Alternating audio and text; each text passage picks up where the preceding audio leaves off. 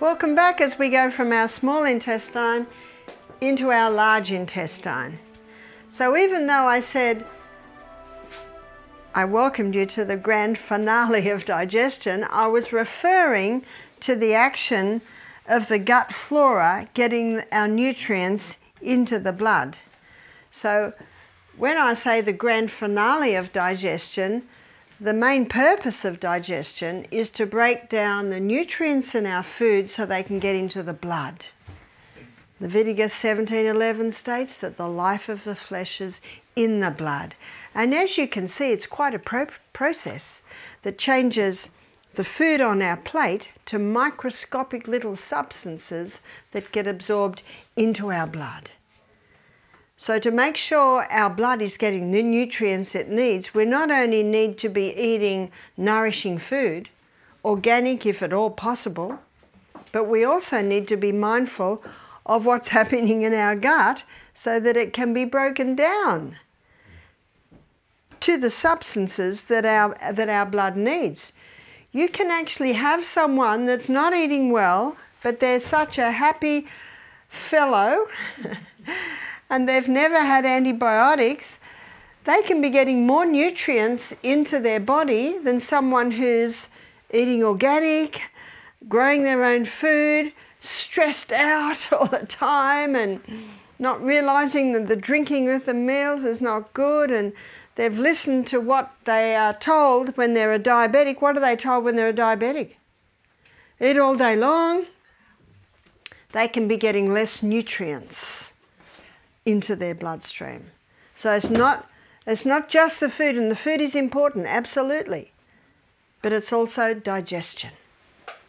And can you see that at different stages of the gastrointestinal tract and different problems that arise at different stages of the gastrointestinal tract, different herbs or treatments may be needed. So now we're getting into the large intestine or the colon, and we just looked at how one of the main functions of the colon is to take water out so that stools are formed. We also looked at the importance of fibre. Remember our 3 essential food groups: fibre, protein and fats. And the fibre is necessary for 2 main reasons in the colon. And one is to stimulate peristalsis, so we've got movement through the colon. And the other is sweeping the colon. You see all these little corners and grooves in the colon. So that must be swept every day, and that's what fibre does. So the highest fibre foods are your vegetables, your fruits, and your legumes. All plant foods, as long as it's not refined, is high in fibre. But what about if someone has irritation in their colon? And how would they know they have irritation in their colon? How they would know is the pain, cramping. Maybe there's so much irritation they're bleeding, and so bleeding from the colon. And maybe also their stools are like diarrhea. So the stool should be a mid-brown colour, and the stool should be a little bit formed, not to the point of hard. So if they have diarrhea, if it's totally liquid, there's something wrong. There's something wrong because it should not be. So that is a sign. And if they're going 10 times a day, that's another sign. And so I'm going to give you the story of a man who came to us, and he was from Kenya, he's from Africa, and he and his wife had just moved to Australia, and he was going 10 times a day. He was on cortisone, and cortisone stops inflammation. He was on anti-inflammatories, and he came to our retreat. And the reason he came to our retreat is because his wife wanted him to come. She was worried about him. He was quite thin, even though he was eating a lot. What does that tell you? He's not getting the nutrients in. And when I looked at the situation, I immediately saw the problem. He doesn't drink alcohol, he doesn't drink coffee, he was a Seventh-day Adventist, but he eats a lot of bread. In fact, his wife said to me, he loves bread. So here we come to the 5 common allergens. Number 1 is dairy. She said he loves milk. Number 2, he ate a lot of bread. There's the wheat. And often for breakfast he likes to have oats. But he likes the quick oats. Do you know the quick oats are not cooked? They're not cooked. The starch granules are still not broken down. He likes oats. Number 4, and he often has lots of peanut butter on his bread. Peanuts. And she said, oh, he likes sugar. He likes candies. So unbeknownst to him, he was eating everything that was just feeding that inflammation. So at Misty Mountain Health Retreat, we don't serve any of that. And I cautioned him about having raw food, because if there's inflammation in the gut, the raw food can be a little harsh. And we started to give him slippery elm. We looked at slippery elm earlier in the week. Slippery elm coats, soothes and heals the lining of the gut. Coats, soothes and heals. And do you remember we also suggested it for the lady who had the ulcerated esophagus?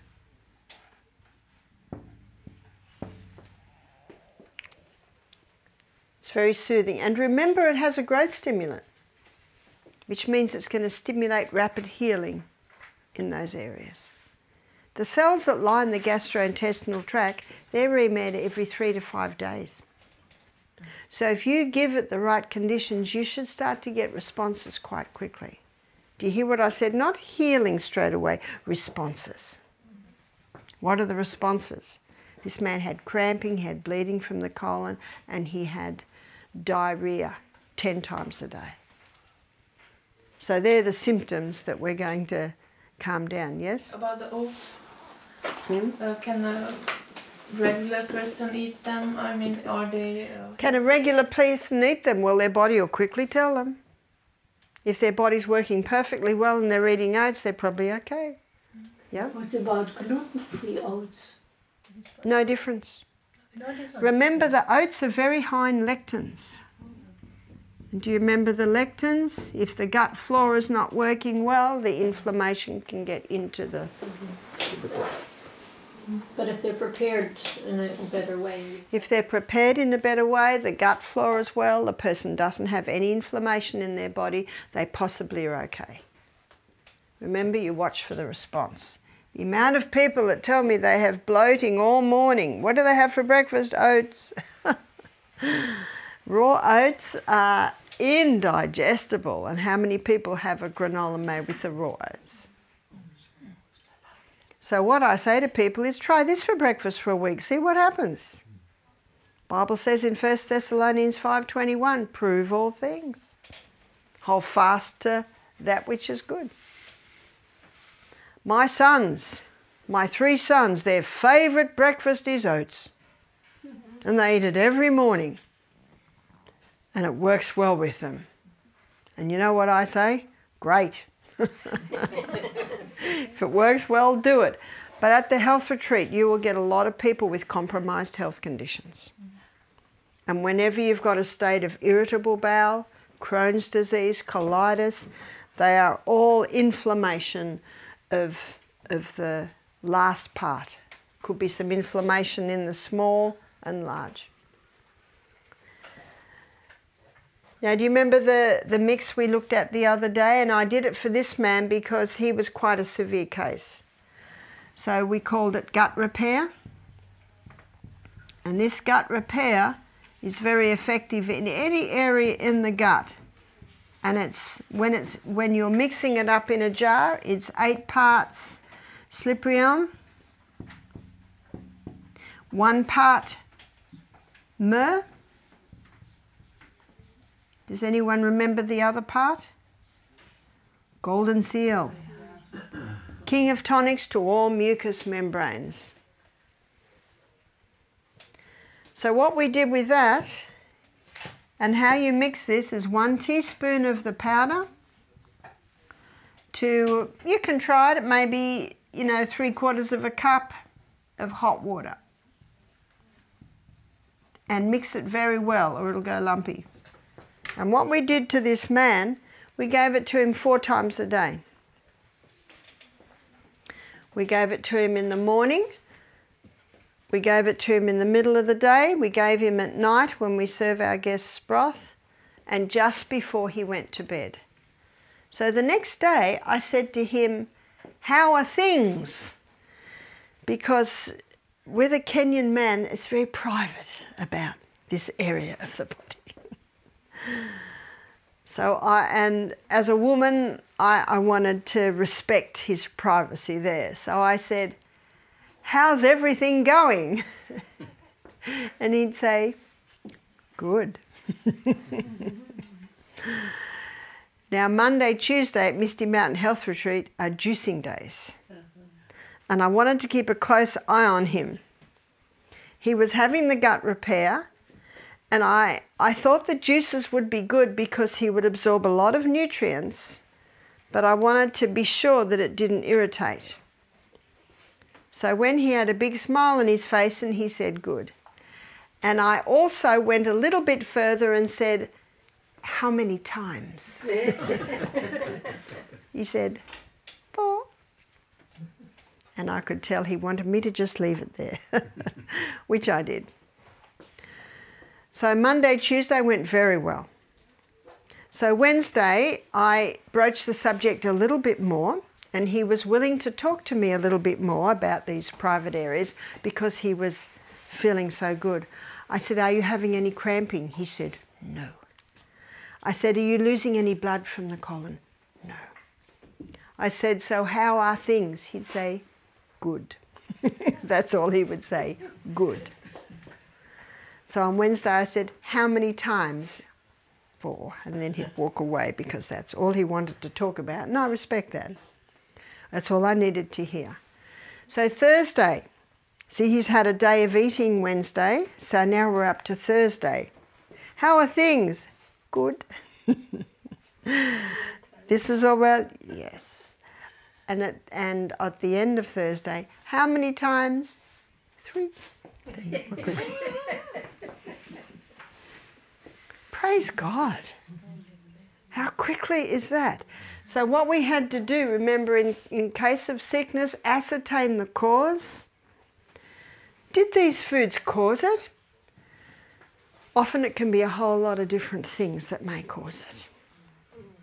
Sometimes it can be a side effect of some medications. Sometimes it can be big stress on top of not eating, eating very bad food. It can be a whole lot of things, but that actually does feed it. So there are many people that eat these foods and they don't have irritable bowel and don't have Crohn's disease. But when a person's not well, they have to stop. And quite possible, after a year when everything's healed, he might be able to have a little peanut butter now and then. His body will quickly tell him. And if things start up again, what's his body saying? No, we'll go back to macadamia butter or cashew butter or...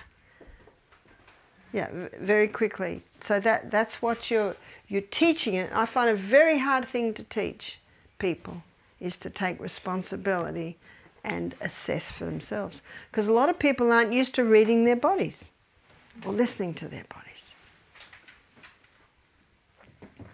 That man went home a very happy man. Do you think he's going to go back to that? No. Do I have to tell him don't eat that? Do I have to tell him that? No. It's important to show respect, and give people the ability to work this out. And they will always ask you if they need to know.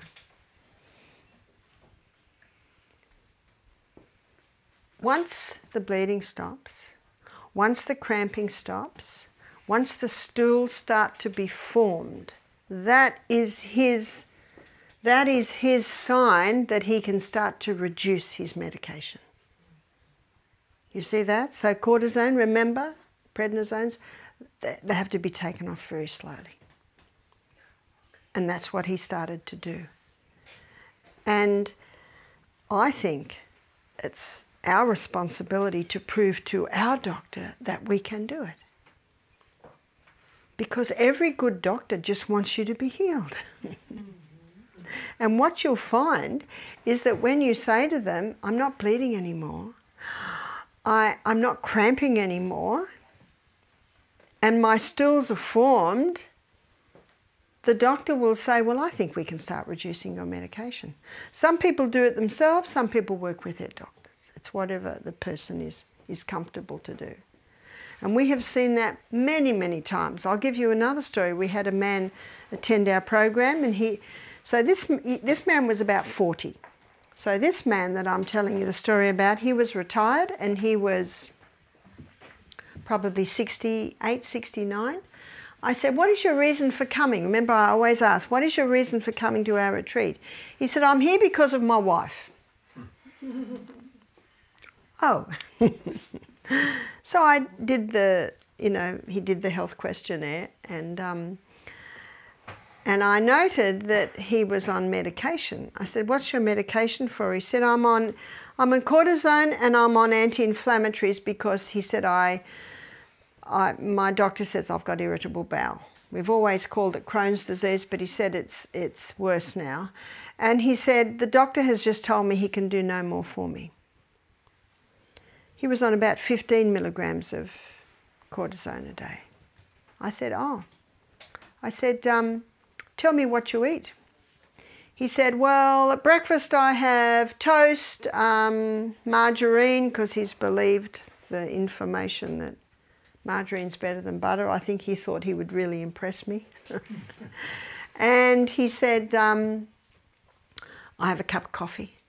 I said, mid-morning? He said, another cup of coffee, and I usually have a donut, cake or biscuit.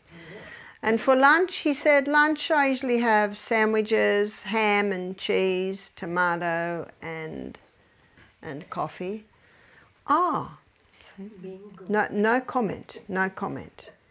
You know, many people lose it on their comments. And when if someone says to me, I have 25 cups of coffee a day, I go, and just write it down. You will lose them once you do the comments. Afternoon, cut another cup of coffee and a biscuit. What do you have at night? Usually steak. Sometimes I might have some broccoli, whatever my wife cooks. In Australia, people eat meat and 3 veg. That's usually the evening meal. And he said, and I really like a couple of Jack Daniels after my cup of coffee. Do I have to tell him that diet's no good? Do I tell him, well, this is the cause of all your problems? He's just here for his wife. I said to him, can I try something? He said, sure. He said, the doctor's just given up on me. He's basically sent me home. I said, tell me about your usually morning habits. He said, well, I walk every morning and I walk along the coast because we are not far from the coast. And he said, no, I know where all the toilets are because in my half-hour walk every morning I have to go 4 times. So he said, I've got this route that I can go. So he goes 4 times in the morning and another 2 times through the day. So what we did was now this man was used to sweet lolly things, and this golden seal is very bitter and the myrrh is very bitter. So I made a decision just to give him slippery elm. And we gave him slippery elm 4 times a day again. We gave it to him in the morning, we gave it to him in the middle of the day, about 6 o'clock at night, and then just before bed. Well, on Wednesday morning, this man came up to me beaming. I said, you've got some news for me? He said, I sure have. He said, I'm not bleeding from the colon anymore, and the cramps that I always get just before I go or when I'm on the toilet, he said, they've stopped. And he said, I'm eating today, so I'm still a bit liquid, but he said not near as bad because he just had 2 days on juices. But, you know, later in the week he said, oh, I've got formed stools. He was a very happy man.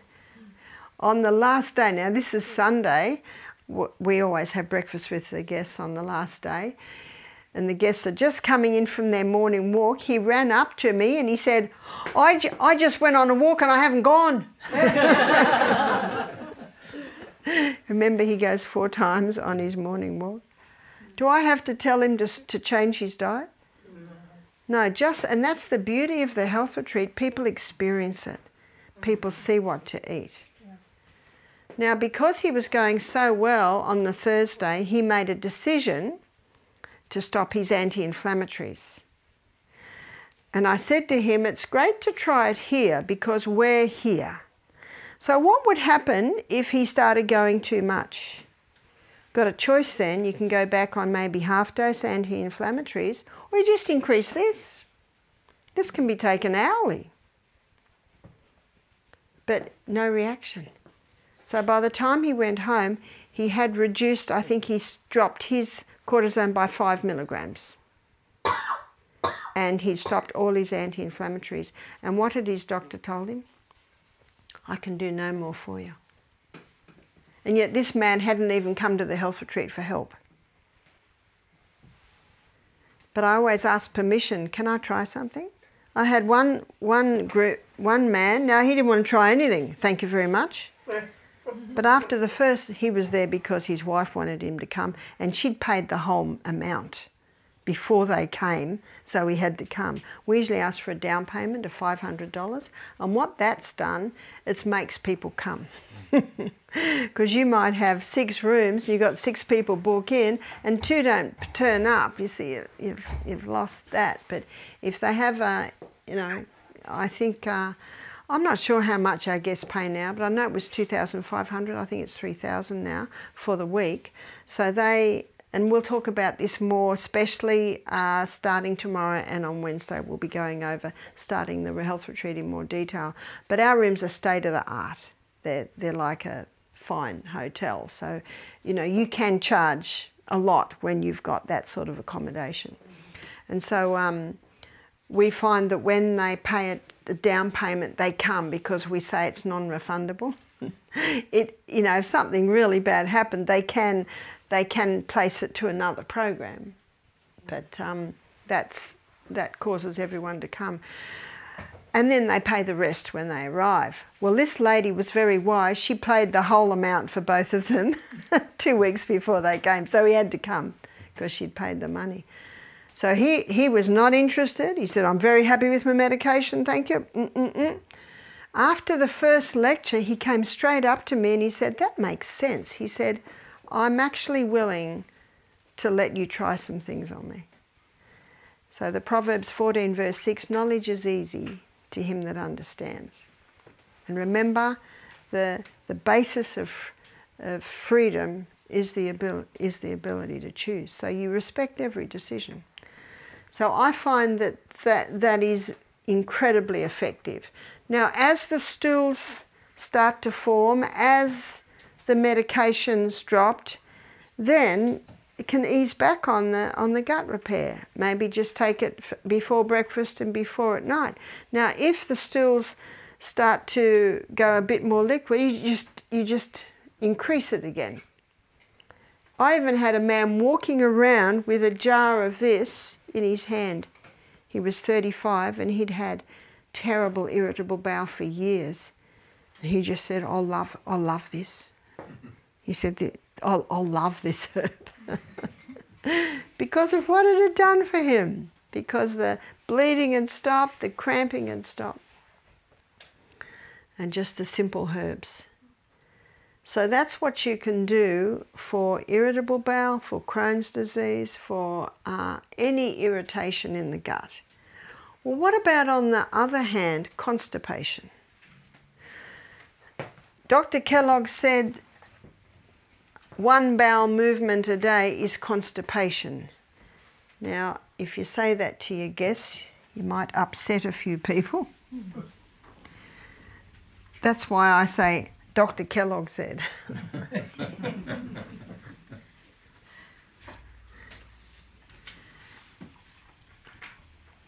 And Dr. Kellogg wrote many books on the colon and digestion and hydrotherapy.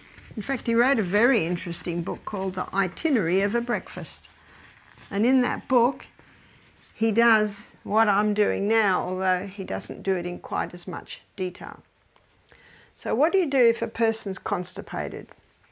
Number one, we have to go through those laws. So the 8 laws, in fact, no matter what the problem, always the laws. And the reason why I always do the laws, because they are the true remedies. And if they're the true remedies, if that's what God said through the prophet, they are. So number one, for constipation, the 8 laws. The 8 laws of health. Sometimes I find that people have constipation purely because they're not drinking enough water. And show people how to drink water, little by little by little. And what I also find is that we get people that say, but I'm drinking enough water. So what I do then is I say to them, well, it's not the water. Must be something else. Maybe it's not enough fibre in the diet. And can you see with irritable bowel, you have to be careful with the fibre there.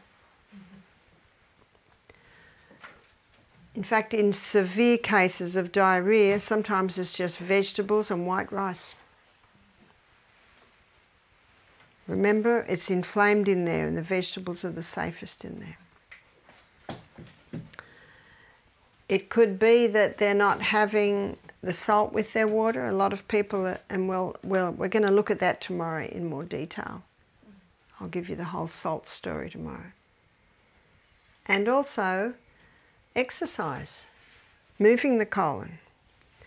So the eight laws of health bring them to the colon. Also the dehydrators, coffee, alcohol, refined sugar, drugs, they are all dehydrate. How many people have had a hemorrhoid operation and they're in pain, so they take painkillers, and then the painkillers dehydrate them, and the coffee lady comes around a couple of times a day in the hospitals. They've got special little tea ladies who are constantly supplying tea and coffee. So what's going to happen in here now with all that constipation and then the pressure? It's not a happy place. And often with constipation, hemorrhoids are the result. So the 8 laws of health, bringing in all of these, again applying it specifically to the condition. Number 2 is position. So what do I mean by position?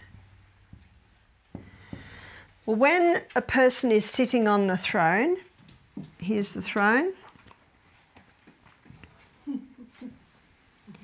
They're sitting on the throne in the morning doing their daily evacuation. This little muscle, I've drawn it in red, it's called puborectalis.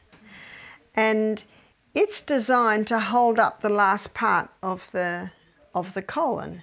And we're very glad for puborectalis, because if you need to go and you actually can't go right now because you're in a traffic jam or the plane's about to land, or aren't we glad that God has given us the ability to hold? But what happens when you feel to go, this area fills up, and if you don't go, it'll fall back. So how many people really feel to go, finally get to their destination, go and sit, and nothing happens? That's because it's gone back into here. And when it goes back into here, even more water can be taken out. So this is why number 3, and I'll continue position in a minute, we should promptly answer nature's immediate call.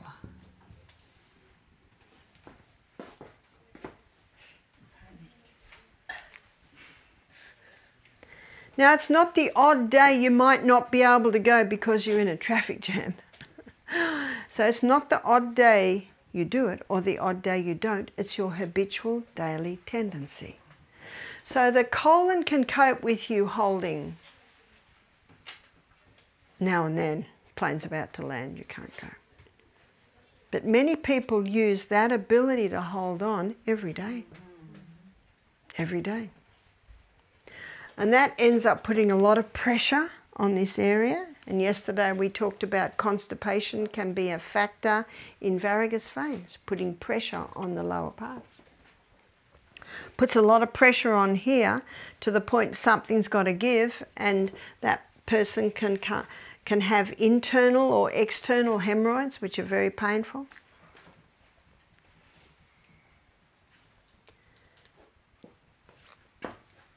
And so when a person sits on the throne, here we've got another throne, but in front of the throne is a little stool so that their knees are up in the air and they mimic the squatting position. What happens with the squatting position is that puborectalis relaxes.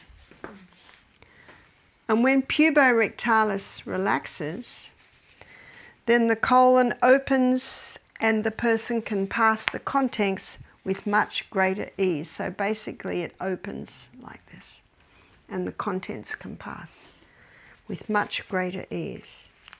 And it takes off all pressure on the anus.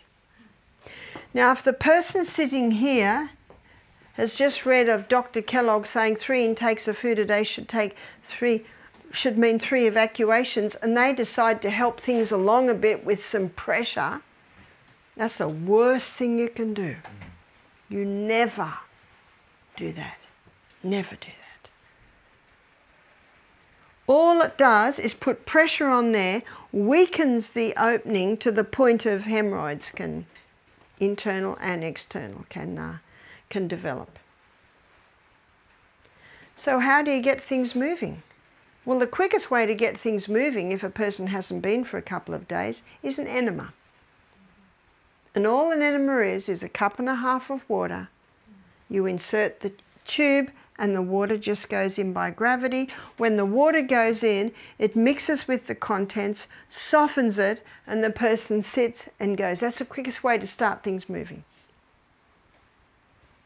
When I was in Fiji a few years ago, the medical missionary I was working with took me to the local policeman who was in trouble. He hadn't been for 6 days. And it had happened to him about a month before, and they'd taken him to hospital. He says, I don't want to go to hospital. And so we gave him 3 enemas in a row. And a little bit came out. It was so impacted in there. So it was a little disappointing that we didn't get more of a result. If you're going to do 3 enemas, that really is done over about 3/4 of an hour, because you put the water in and then they massage it on their back, and then they go on the side, massage this side, massaging it. And when he went, water came out in a few little lumps. And then same with the second and third. So what we did, and we don't always do this, but this man was happy to, and we were desperate, he was desperate, we gave him the saltwater drink. So that's 2 litres. 1/3 seawater, and there's a lot of sea around Fiji. 1/3 cold water and 1/3 boiling water. And that makes a warm, salty mix. And we said, now drink it. And he was willing to do anything. So he drank it. We went and visited him that afternoon, and when he opened the door, we saw a man with a very big smile on his face. He said, "Oh," he said, "I've had a big evacuation." Now, I think the seawater mix did it. Not everyone can handle that one, but it'll certainly move things along. And we're in Fiji, and there was seawater there, and it did it. And also, I think the enemas had softened things and started things moving. Can you imagine how hard it is to move this when this has gone very, very hard? Because remember, one of the functions of the colon is to take water out.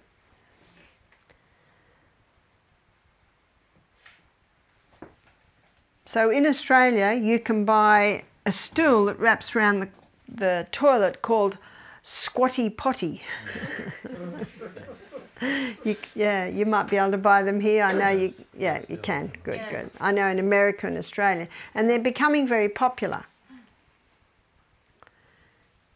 So anyone with any colon problems, it can be very beneficial.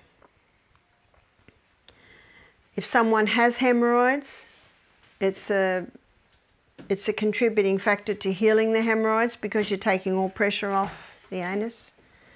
And it can prevent hemorrhoids by doing your daily evacuation like that.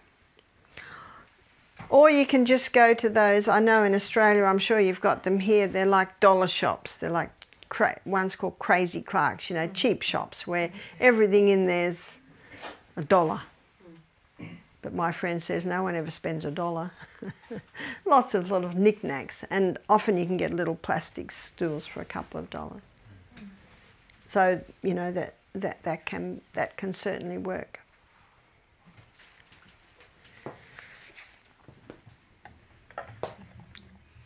Also, the colon and the emotions are very closely connected. In the war, it was not unusual for a young man who was terrified to just dirty his pants. So the mind and the colon are very connected. So it's very important to relax. And this is where a merry heart doeth good like a medicine, but a broken spirit dries up the bones. I'd like to suggest the broken spirit can dry up the colon. So relax. So assess the stress levels. That's very important, to assess stress levels.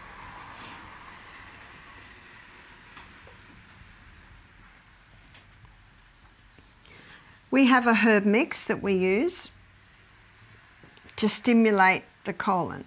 And we use it a lot at Misty Mountain because on the first 2 days at Misty Mountain, well, guests come in Sunday, they have a meal, and we found that that works so much better rather than going straight into fasting. They have a beautiful meal, then they can dream about it for 2 days. And we eat together, and then they start their fast. And because no fiber's coming, many colons stop. And so we give them a herb tea mix. We mentioned this the other day. I'll just recap on it. We call it colon tea. And we played around with many different mixtures, and we found that this one is excellent. It doesn't irritate the colon. It's 1 part Cascara Sagrada. And we have found that if it's just all Cascara, it's incredibly bitter, almost impossible to drink, and it can cause cramping. So we do 2 parts licorice. And licorice is a calmer, and licorice is a slight thickness about it that can coat and soothe the gut. And 3 part buckthorn. And buckthorn is a relative of the Cascara. So we've got 2 barks and 1 root. And remember, with your barks and your roots, they need a gentle simmer. So rule of thumb, 1 teaspoon to 1 cup of water. And then there's a gentle simmer. So gentle simmer, not a mad boil, a gentle simmer with the lid on. And that gentle simmer is usually about 10 minutes. These are both bitter herbs. This is the bitterest, but there's only 1 part. This, of course, is sweet, and this one, it's not too bad, it's slightly bitter. But when we were playing around with the proportions, it was, probably 18 years ago now, when we had our health retreat in Victoria, down the bottom of Australia, we'd give it to all the staff to try out. And some of them, they could not drink it if it was too much Cascara, so we tried this one. And I remember the laundry lady come in and said, that was a good one, and then the gardener came in and said, "What was that?" He said that had such a good effect. And we find that what it does is people just go like they usually go, which is once or twice a day while they're on the fast. If a person usually goes 4 times a day, we definitely don't give it to them. So that's why I always ask in the health questionnaire, how many bowel movements do you average a day? And I always write that down. And if someone is only going once a week, they might need 3 cups of this a day.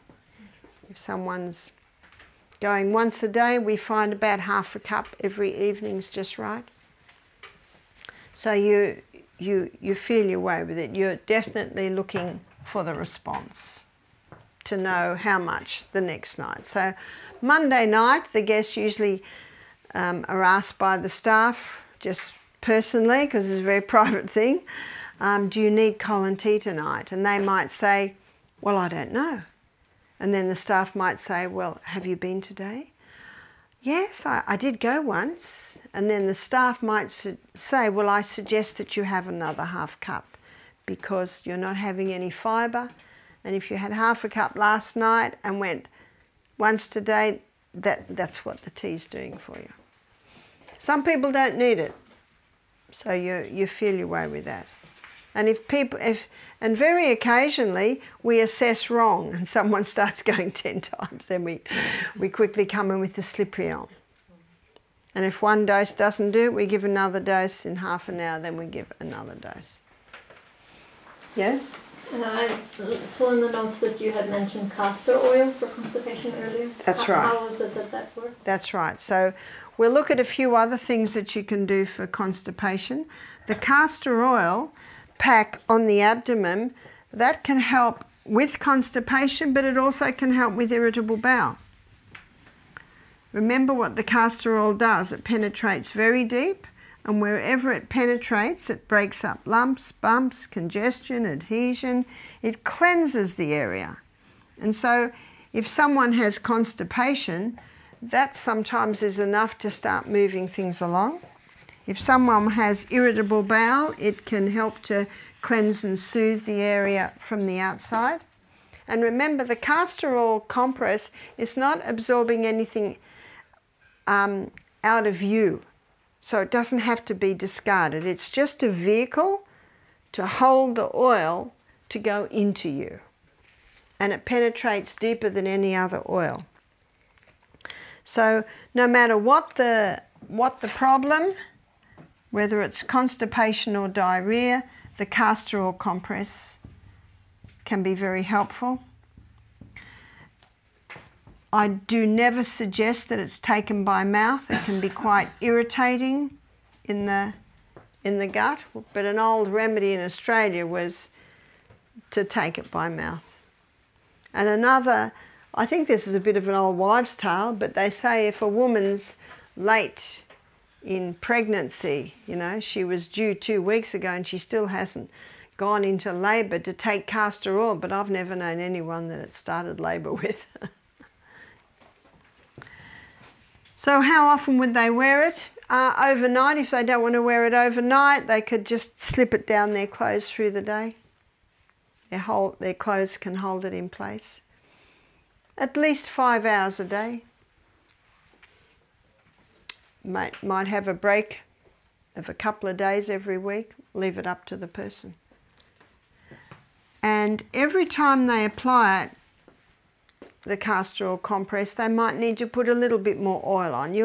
They get to know if you're starting to feel dry. And the other is the sitz baths. Remember we talked about this when we talked about hydrotherapy?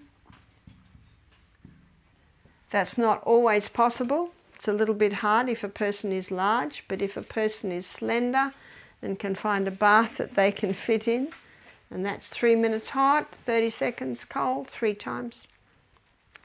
That can certainly help as well.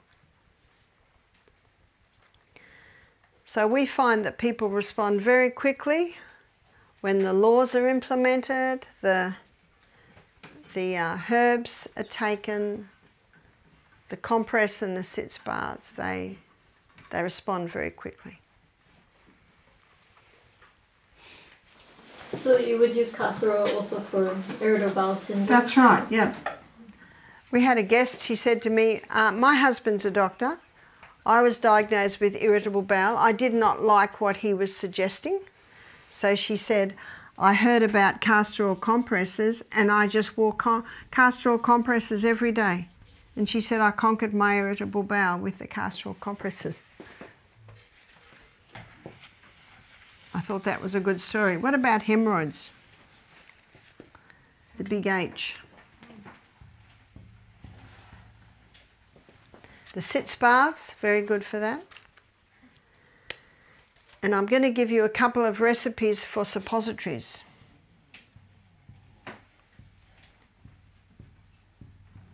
That you can make that can be very helpful.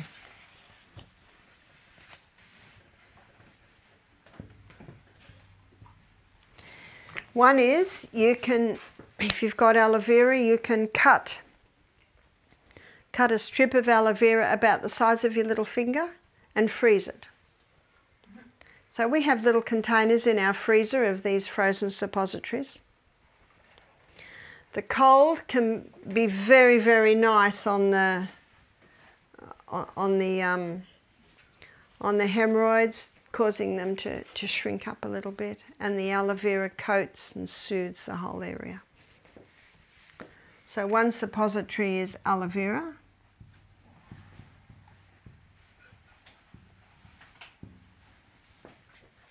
Now, if you can only buy aloe vera juice, you can blend a suppository together.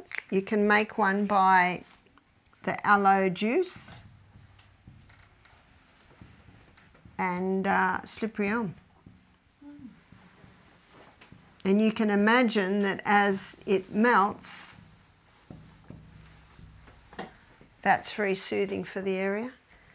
So if they put it in, insert it in before they go to sleep at night, and it will be very uncomfortable if they don't insert it high enough.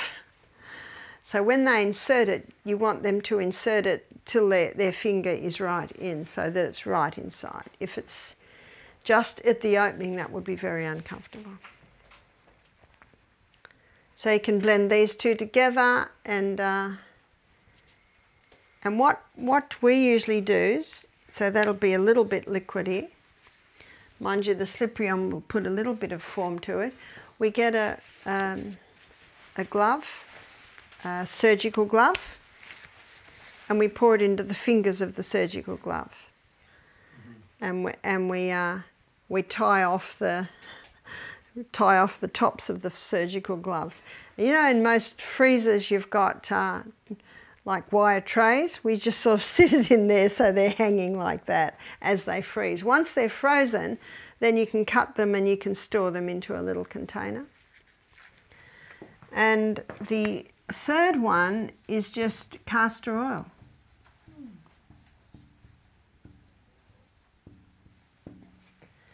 And to do castor oil, you soften a cotton wool. And you soften cotton wool with castor oil, and you mould it to the shape of your little finger, and you put it in the freezer.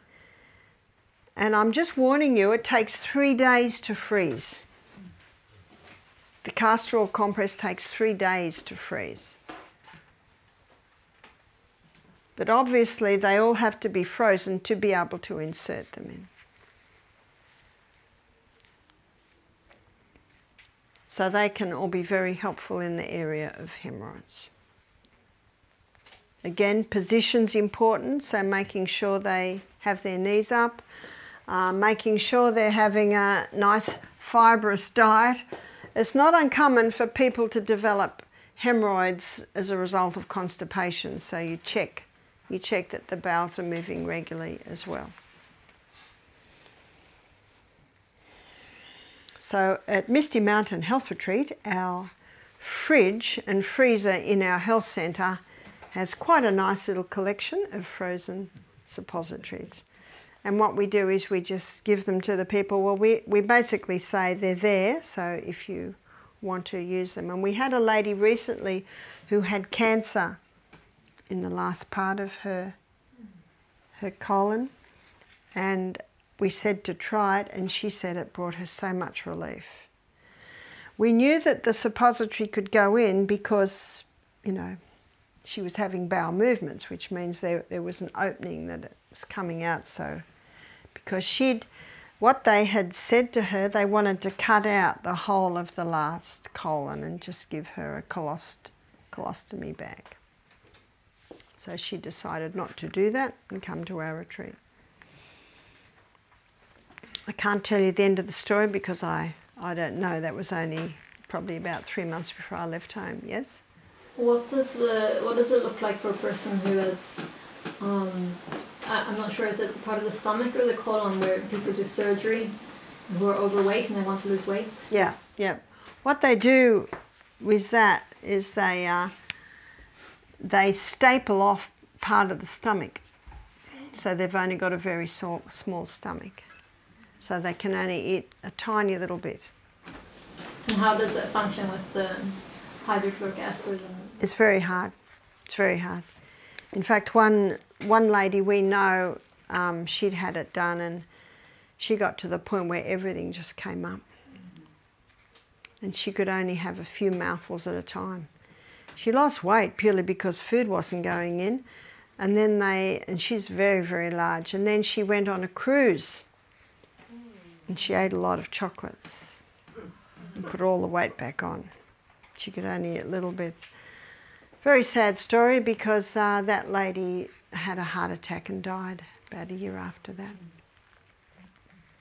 She just couldn't stop eating. So that's really going to the mind, and she was a 7-day Adventist. Trust in God with our life and our health and be willing to give up everything for Him. He gave up everything for us. But you must be tender, always be tender with people like that. But unfortunately, she had her family, you know, took her on the cruise and said, oh, it won't hurt. Did bring a little bit of joy into your life and have the chocolates. Unfortunately, that's what happened. And so I think we've just about come to the end of our journey through our gastrointestinal tract. Yes? I have a question. What is antibiotics doing to your gut? What antibiotic does to the gut is it kills off this flora. It kills off the healthy flora, and when the healthy flora is killed off, there's your Lactobacillus acidophilus, because it's antibacterial, so it's killing your bacteria. It allows Candida yeast to get out of control. And of course, antibiotics are also made from a mold waste. It's not uncommon for people after antibiotics to get thrush, which are like a fungal things, vaginal thrush, jock itch, tinea between the toes, things like that. That's not uncommon. So when someone does have an antibiotic, then it's important to come in with some cultured foods. It's where the sauerkraut's really good.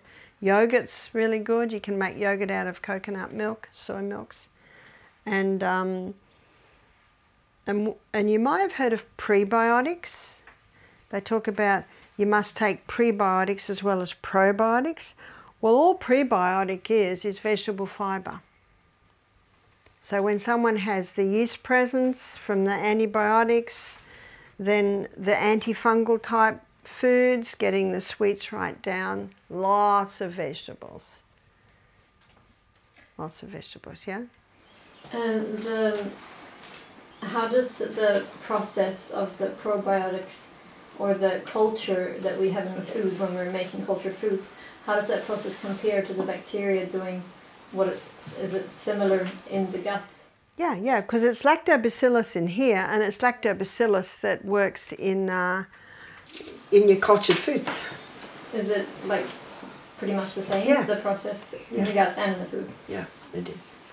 Yeah. So you're saying that the imbalance of the bacteria can alone change through the food? the imbalance can be changed through the foods, especially if there's cultured foods and especially if it's a high vegetable diet. And you might remember when I talked about aloe vera that's got natural probiotics in it as well. So having the aloe vera drink and having the prebiotic in your vegetable, but also you might need herbs to kill off the excess yeast. So that can be garlic, that can be oregano essential oil, it can be olive leaf extract. So you're coming in with all of that. And that would close as well my leaky gut syndrome, if somebody has a leaky gut syndrome. Yeah, yeah. And of course, what can also come in is your aloe or your slippery elm to help coat and soothe and help to heal that. If a doctor prescribes antibiotics and you have to take them, is it risky not to take them and to take something else? Let's see, garlic in higher. Well, it depends. It depends what the problem is. But if you have a problem and you're not going to take the antibiotics, you must take something. Yeah, and what could you garlic. take? Garlic. Yeah. And how can you count the amount? Well, garlic 4 times a day, 4 raw cloves a day will equal, you know, the antibiotics that you would take in that day. Okay. Not everyone can handle raw garlic. So what you can do is have a bowl of hot soup and crush the raw garlic into the hot soup, and that can often just take the edge off so that people can eat it. But if they can't take raw garlic, they can take olive leaf extract. But that, again, needs to be taken 3 or 4 times a day. Mm. Is there a specific reason why they cannot handle raw garlic? It's because it's high sulfur. And usually if there's any irritation in the gut, it will irritate it.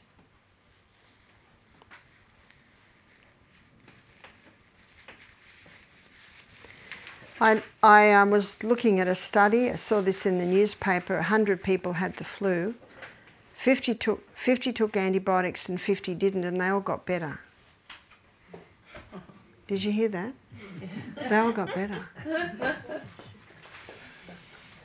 And that wasn't even considering people who are doing everything right.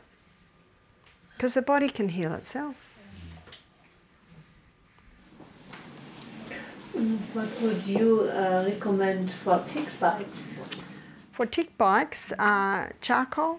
Charcoal absorbs and neutralises poisons. Mm-hmm. So for the tick bite, the charcoal should go on immediately. Yes? And if you're getting more red and the tick bite has, I mean, you've got some kind of inflammation, what do you do that? Garlic? Just charcoal. Charcoal will absorb it and neutralise it. And if it's getting really inflamed, you could slow that down with ice or cold cloths and then put another charcoal on. Yeah? I've heard people express that they're easier with eating white rice than brown rice. Mm-hmm. Mm-hmm. Is that because they have inflammation? Quite possibly so. Quite possibly so. Often when brown rice is served, it's not cooked enough. Because if I say to people, what about brown rice? They say, I don't like brown rice, it's too chewy. I say, it hasn't been cooked enough. But if you boil brown rice for an hour, it'll just go very, what do you call it, gluggy, soggy. Mm-hmm. So remember what I said, you cook it till all the moisture's gone, keep the lid on and leave it there with the stove off, and it'll cook another half hour just in the heat of the saucepan.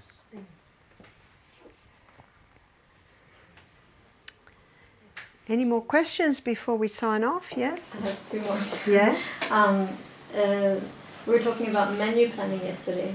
Yeah. And I was just wondering if you put aside the diabetes and the cancer and the sugar intolerance and the fruit, Anna White talks about this cleanse for people who are overworking the brain, doing a lot of brain work, of a fruit cleanse. Yes. You've never done that in your center? No, we have never done that. because the majority of people that come to our retreat either are overweight or diabetic or have a yeast presence, and I think the yeast presence is so much more today because there really is an overuse of antibiotics.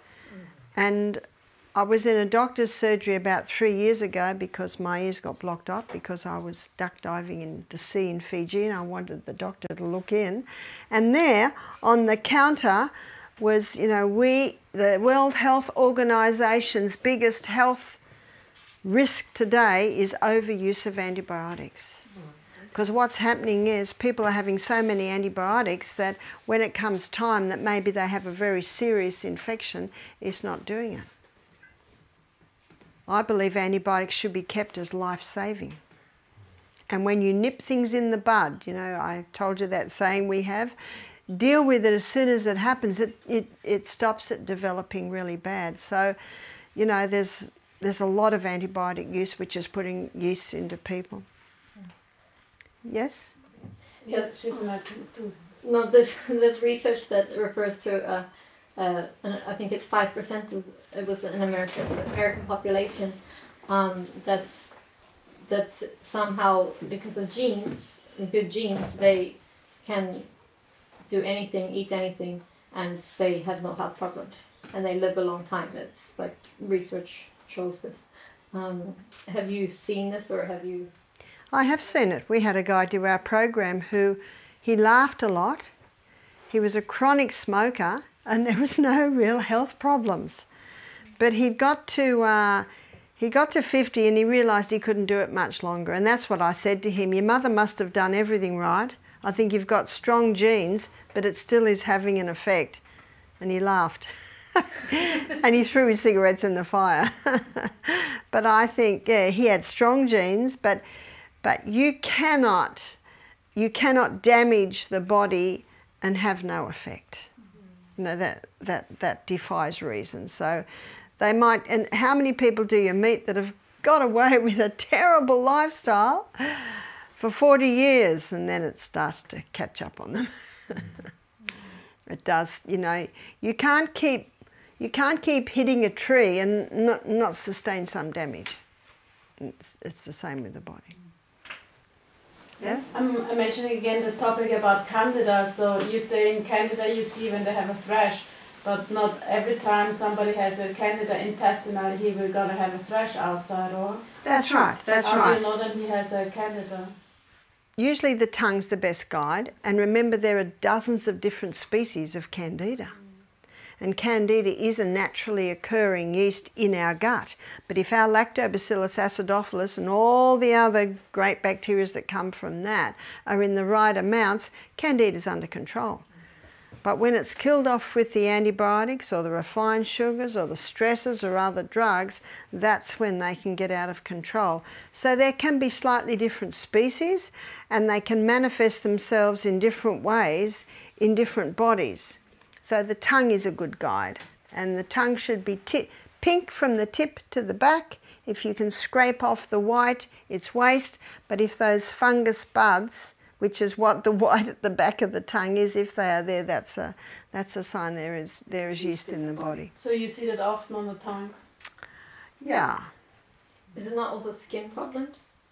It can be skin problems, that's right. It can be skin, it can be thrush, it can be sinus, it can, so, you know, you can have 10 people with a yeast problem and there can be different manifestations.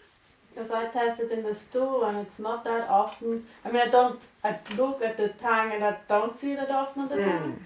And in the stool it's not as often. One patient, for example, thought he's going to have candida, but in the stool it didn't show up. Yeah, yeah. And sometimes it can, then you get some people that don't fit the bill at all. I don't know if you got that saying, fit the bill or fit the, it's just so different. And it just comes to my mind, this person has a histamine intolerance, I think he has a lactose intolerance and a fructose intolerance. So what do I do with this person? We stop the fruit and the, and the gluten and the dairy and then make a very simple food and little by little build up that gut. Build up the gut. Hippocrates said all disease begins in the gut. Yeah. You mentioned the 5 allergens, dairy, wheat and so on. Are they allergens not only for the gut, but allergens also for other... For the whole of the body. If someone has a candida problem or yeast problem, we stop that. If someone has a skin problem, we stop that. If someone has an irritable bowel, we stop that. Yeah. We find them common. But remember, it can take 2 months to see the full effect once they're stopped. Allergies as well, or included? Pollen and Yeah. We had one very sad story of a man who had a bee allergy, and he had his pen there, so his EpiPen that he would, but he did not want to change his diet, did not want to do any of that, and his family found him dead on the floor reaching for his pen. And his son, he was in his late 50s, his son saw this and came to me and he said, I don't want that. So he stopped all of this and his allergies went. He had no more allergy. So I find that when someone has a pollen allergy and they stop that, they don't have a pollen allergy anymore. I find if they have an allergy to cats and they stop all that, they can conquer their cat allergy. Horse allergy, they stop all that, then they stop their horse allergy. Yeah.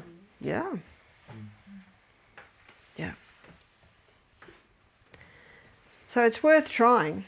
In fact, it would be worth all of you students to try that. 2 months. See how you feel. And then after 2 months, have some porridge for breakfast. See if there's a reaction. If there's no reaction, you're probably okay. Okay, I think we'll close. Time to close. Father in heaven, thank you so much for our gastrointestinal tract. Thank you for its intricacies and thank you for the incredible way it works. And we pray now that you'll give us wisdom and understanding as we take this information in, and we pray it in Jesus' name. Amen.